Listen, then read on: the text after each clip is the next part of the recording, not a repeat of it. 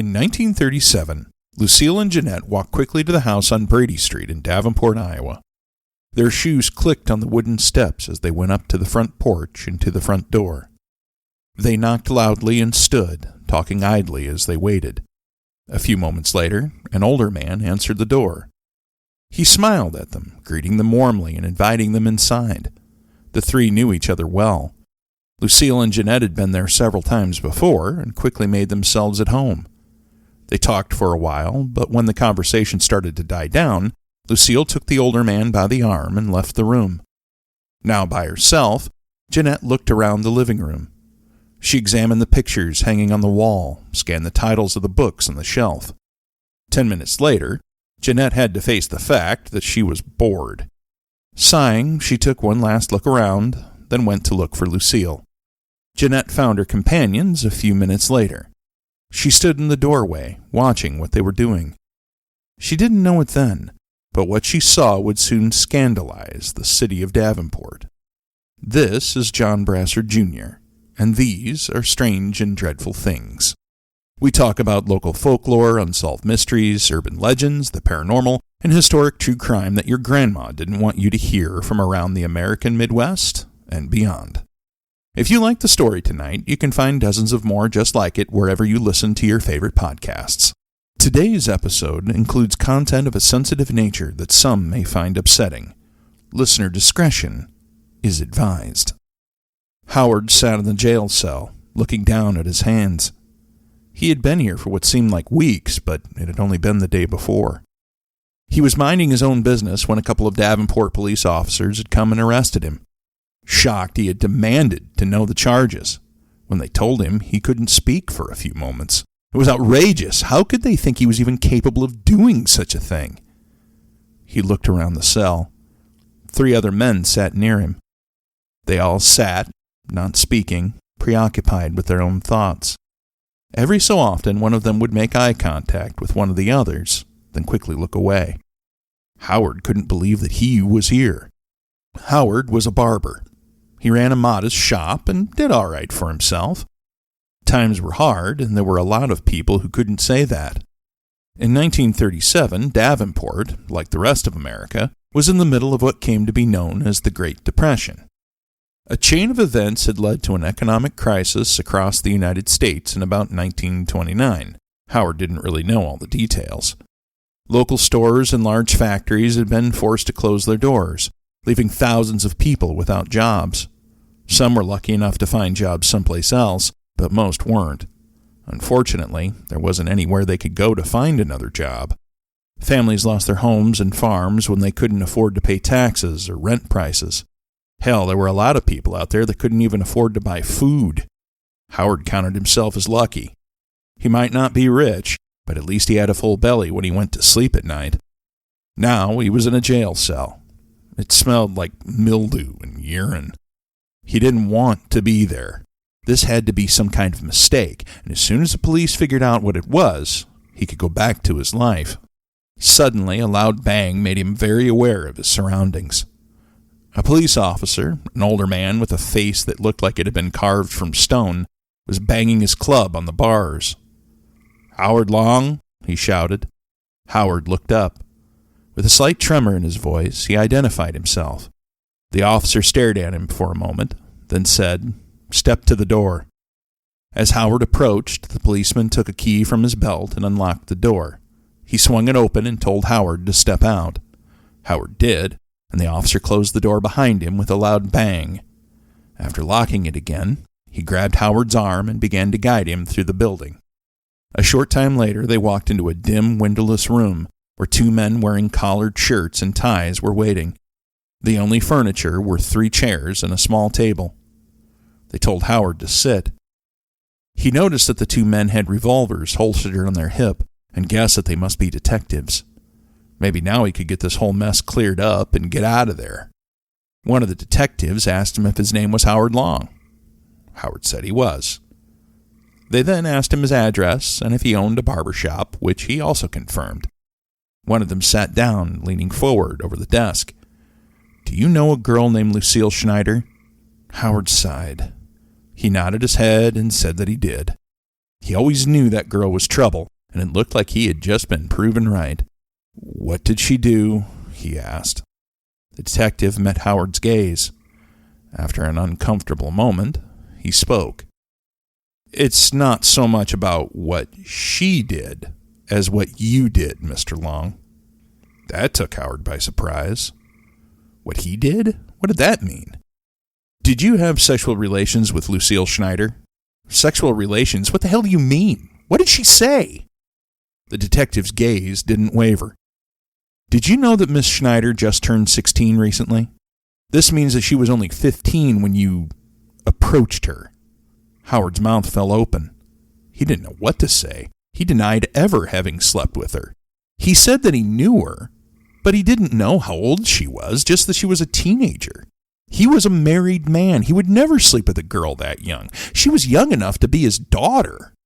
He explained that, yes, he knew Lucille. His shop wasn't far from where she lived, and she used to come in from time to time. He knew that her parents, like a lot of other people, were having a hard time making ends meet. He felt bad for her, so he used to give her little amounts of money to help her out. A quarter here, a dime there. Nothing much, but enough for her to get some food or to take home and help her parents. One day, Howard had caught Lucille doing things that he felt were improper. He wasn't going to have that at his shop, so he told her to leave. After that, he hadn't seen her again. The standing detective spoke. "Was that last summer, about July 1936? Howard thought for a moment, then said that it probably had been. "Are you sure that it wasn't you doing something improper with Lucille?" the standing detective asked. Howard said that yes, he was sure. There hadn't been anything improper between the two of them. "Did you pay Miss Schneider in exchange for sexual favors?" Howard couldn't believe this. How could this be happening? He said that no, he hadn't. He stated again that he had felt sorry for her and wanted to help her out. "That's odd," said the detective seated on the other side of the table. She said that's exactly what she did. The week before, the Davenport Police Department had started to hear rumors of a group of young girls that were allegedly exchanging sexual favors in exchange for payment from older men in the community. In other words, there was allegedly a child prostitution ring run by the children themselves. Prostitution was not new to the Davenport police during the Great Depression. Often called the world's oldest profession, women and men had been selling sexual acts in exchange for money since the earliest days of civilization. Davenport had had its fair share of people engaging in the sex trade, but police had seen an increase since the Depression had started a few years prior. American society at that time expected men to go to work. Women were to stay at home and take care of the children and the needs of the household. That had worked for many people, but now there were a lot of men that had been laid off and couldn't find work. Government programs like the Works Progress Administration, where the United States government paid out-of-work men to do odd jobs like building retaining walls or painting, did help, but for some people it wasn't enough. Sometimes, women had to step outside of the home to make ends meet. Unfortunately for them, preference was given to men for the few jobs that were available. With no other options and desperate, some of those women turned to prostitution. However, those women were adults. According to the rumors the police were told, these girls were as young as 13. Even most of the veterans of the police department had never heard of girls that young doing that. But they were just rumors. Still, if there was any truth behind them, the police wanted to know about it. Starting in March 1937, they started taking a serious look at it. One name kept coming up: Lucille Schneider. She was a 16-year-old girl who lived with her mother, Bessie Schenck, her stepfather, Otto, and several siblings. Like Howard told them, money was tight for the family. They approached Lucille and carefully asked her about the rumors. To their immense surprise, she quickly confessed and confirmed that nearly everything they had heard was true. Lucille explained that she was the ringleader of a small group of girls that she had encouraged to join her in selling sexual services to older men around the city. For the most part, their clientele consisted of only 4 men. She was the oldest girl at 16, and the youngest was only 11 years old. When asked, Lucille gave the police the names of the girls and the men who had paid them. After Lucille's confession, several officers had investigated the accused men in an effort to back up Lucille's claims. When they felt confident that the men were guilty, they had arrested them and brought them in for questioning. One of these men was Howard Long. The two detectives talked with Howard for a while longer, then sent him back to the cell. The police had a similar conversation with the next man, Edward C. Phelps. Like Long, he denied the accusations. It was the same with the next man, Andrew Vare. Finally, the last man was brought in. He was the oldest, and the detectives couldn't help but feel that his name looked familiar to them. Like the others, he denied having done anything sexual with the girls. However, as the questioning progressed, he finally caved. He explained that he had the girls come over to his house on Brady Street on several occasions. They would have sex and he would pay them for it. It was his house that Lucille and Jeanette had gone to just a short time before. When Jeanette had gotten bored in the living room and went to find Lucille, she had found the two of them having sex in the man's bedroom. Jeanette had already had sex with the man at least twice before then.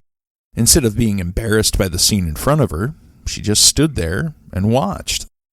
As he confessed, one of the detectives suddenly realized why his name looked so familiar.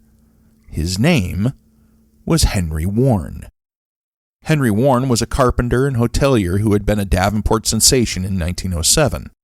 Years later, in 1933, he was revealed to be a child predator who had been preying on the young girls of his Brady Street neighborhood. He had been sent to the Iowa State Penitentiary to serve a 3-year term. After his release, he had returned to his boarding house, which had been maintained by one of his nieces while he had been in prison. Now that the detectives remembered who he was, it came as absolutely no surprise that Warren had gotten involved in a child prostitution ring. Henry, having pled guilty to the charges, was sent back to his cell to await sentencing. Howard, Phelps, and Vare continued to say that they were innocent. Howard Long was the first to stand trial a few weeks later. On the witness stand, he gave the same testimony he had to police. He had given Lucille Schneider money because her family were financially suffering, not in exchange for sex. Lucille Schneider and another girl, however, stated that he had. Howard had difficulty remembering important details. His attorney tried to argue that his mental capacity was impaired, which made it difficult to remember certain things.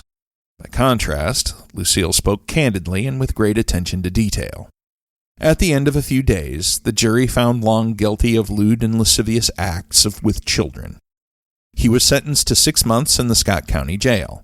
Andrew Vare and Edward C. Phelps's trials both ended the same exact way.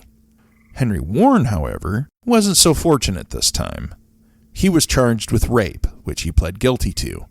In today's court system, the charge would have been statutory rape, which is an adult having sex with a minor when both agree to the act. Because he pled guilty and had already served prison time for a similar charge, Henry was sentenced to 25 years in prison and returned to the Iowa State Penitentiary within a few days of his confession. You have been listening to Strange and Dreadful Things. If you liked the story tonight, you can find more just like it wherever you listen to your favorite podcast. One of them is Loving Henry, an episode that details the first part of Henry Warren's story in more detail. Be sure to hit the subscribe button so you don't miss our new episodes released every other Wednesday. Also, be sure to visit us on social media at Facebook, Instagram, and YouTube. Thank you for listening, and we look forward to sharing another story with you next time.